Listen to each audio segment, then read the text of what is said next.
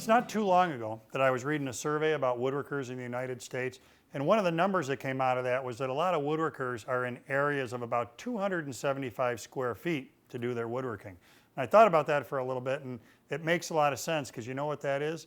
That's one stall of a garage. And that's the space that a lot of woodworkers are in. They're borrowing their woodworking space from a lawn tractor and a car and anything else that goes in a garage. So what that means is space is precious. And that's what drives a lot of woodworkers toward table saws like this. Without question, table saw is the heart of your shop. Do a lot of work on it. So you're going to demand a lot of it. You got to have one, but it's got to fit into the space that you have available. Saws like this, benchtop or portable saws, can bring a lot to your woodworking. They've really come a long way in recent years. I want to talk a little bit about, if I were shopping for a saw like this, the kind of stuff I would look for. First off, both of these models offer 10-inch blades. I think that's a big deal. What I like about that is that I can share blades between my table saw and my miter saw if I have a 10-inch miter saw. A real common example would be a good cross-cut and sheet stock blade for my table saw can also be used as a good cross-cut blade on a miter saw. So there's nice economy there that I can share those 10-inch blades on both of them. The other thing I want to look at is what kind of capacities do I get on the saw. Now this one, I've got a set distance right here between the rip fence and the saw blade, but on this one it also offers the ability to unlock the side table, scoot that out, and get increased capacity. So it offers me a little bit more than a saw where I'm locked in just right up against the table here.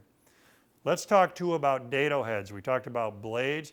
I want a table saw for woodworking that has the ability to take a dado head. Now, if you're not aware of it yet, a dado head is a blade that I can put on that I can build up in width.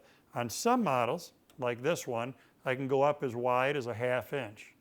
On other models, like this one, I can go up as wide as 3/4 of an inch. One of the things that's so great about these is I pull the saw out, I do my woodworking. At the end of the day, when I'm done, I can pick that up, put it away so it's out of the way, or if it's on a stand like this one, I can very easily roll it like a wheelbarrow, get it off to the side of my shop so it's not taking up space. Looking at the front of these machines, down here we have a dust port. That is huge. Without question, table saws are going to make a mess if we don't have dust collection hooked up to them.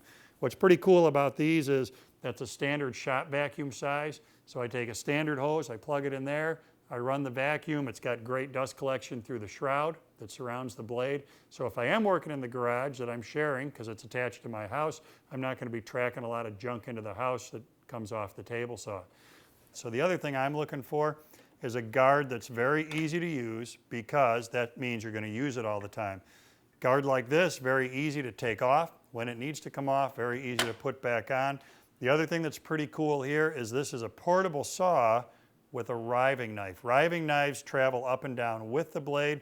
Part of what that means is that the blade is always equidistant from the knife, regardless of what the height of the blade is at. That's a great safety feature, great thing to shop for on table saws. So if you're table saw shopping, don't overlook portable saws like these. They really bring a lot to the marketplace. They've come a long way. There's a lot of functionality here in a real small package.